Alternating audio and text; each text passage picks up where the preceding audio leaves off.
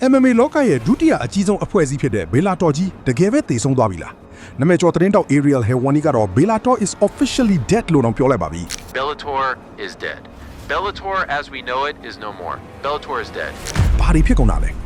ဟုတ်ပါတယ် PFL Professional Fighters League ဟာ Bellator ကိုဝယ်ယူပြီးနောက်ပိုင်း2025ခုနှစ်အစောပိုင်းကစလို့ Bellator ဆိုတဲ့အမှတ်တံဆိပ်ကိုတီးခြားဆက်မထားတော့ပဲ PFL လက်အောက်ကိုလုံးဝတင်သွင်းလိုက်ပါပြီBellator ရဲ့ပွဲစဉ်တွေကိုအခုခါမှာ PFL Champion Series ဆိုတဲ့နာမည်သစ်နဲ့ပြောင်းလဲကျင်းပနေတာဖြစ်ပါတယ်။ဒါပေမဲ့ဇလန်ကဒီမှာမဆုံးသေးပါဘူး။မကြသေးမီကထွက်ပေါ်လာတဲ့သတင်းတွေအရ PFL ဟာ2026ခုနှစ်မှာသူတို့ရဲ့အမှတ်တံဆိပ်ကိုအကြီးအကျယ်ပြန်လည်ပြင်ဆင်ဖို့ Total Rebrand စဉ်းစားနေပါတယ်။အချို့ကတော့ပုံမူလူသိများတဲ့ Bellator ဆိုတဲ့နာမည်ကိုပြန်လည်အသက်သွင်းဖို့အကြံပြုနေကြပါတယ်။ PFL ကရော Bellator နာမည်ကိုပြန်သုံးမလား။ဒါကတော့စောင့်ကြည့်ရမယ့်အခြေအနေပါပဲ။ဘာပဲဖြစ်ဖြစ်လက်ရှိမှာတော့ PFL ဟာ Bellator ရဲ့ထိပ်တန်း fighter တွေကိုစုစည်းပြီး PFL World Tournament နဲ့ပြီးတော့နှစ်စဉ် Saudi Arabia မှာကျင်းပတဲ့ PFL vs Bellator Champion Super Fight တွေနဲ့ UFC ကိုအတိအကရှင်းပြိုင်နိုင်မယ့်အင်အားစုကြီးတစ်ခုဖြစ်ရပ်တည်နေပါပြီ။ကဲ MMA ပရိသတ်တွေကိုဘယ်လိုထင်လဲ။ PFL အနေနဲ့ Bellator နာမည်ကိုပြန်သုံးတယ်လား။ဒါမှမဟုတ် PFL နာမည်နဲ့ပဲဆက်သွားတယ်လား။ကိုယ့်မဲ့မှာဆွေးနွေးသွားကြပါဦး